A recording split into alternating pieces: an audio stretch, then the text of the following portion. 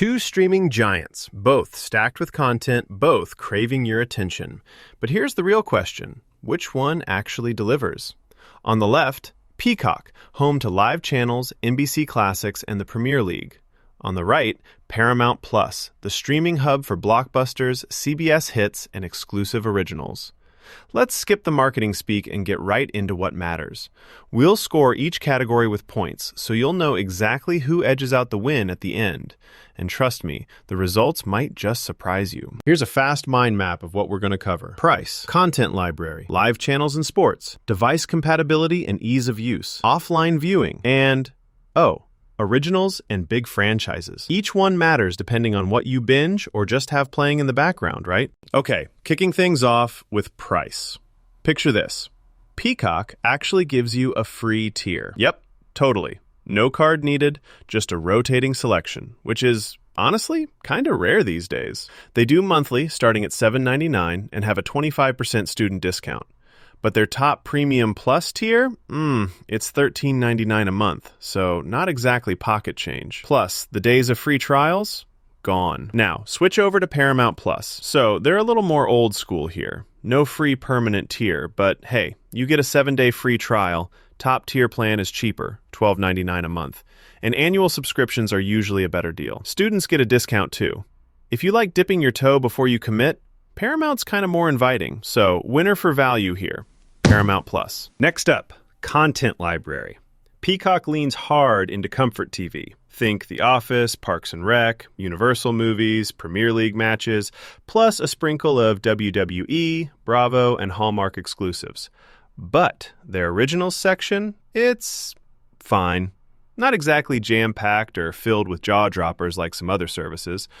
Paramount Plus, though, is literally stacked. Over 45,000 episodes, CBS hits, Nickelodeon, MTV, Comedy Central, you name it.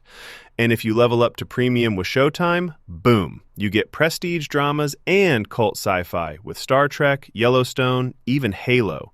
Sure, some content is locked behind Showtime and their sitcom selection is lighter, but sheer volume and variety? Yeah. It's a landslide for Paramount Plus. All right, now live channels and sports. And this is where Peacock comes alive, honestly. Over 50 live channels, from Hallmark to crime, plus sports, news. It's kind of wild. You get Premier League and WWE exclusive streams in the US, which is a huge deal if you're into that stuff. But heads up, you don't get your local NBC live stream, and sometimes sports events get hit with that blackout rule, which is always super annoying. Paramount Plus keeps it tight. Fewer live channels, about 20 plus, but with the premium plan, you get live local CBS, NFL, UEFA, NCAA, so still awesome for sports fans. The catch?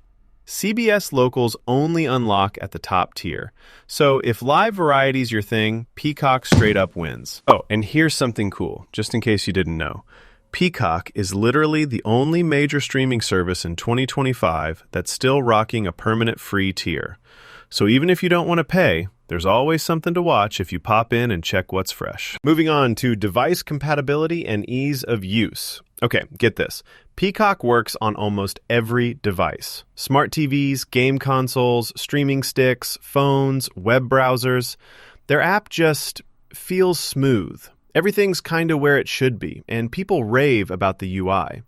The only tiny hiccup? Some streaming sticks need the latest version.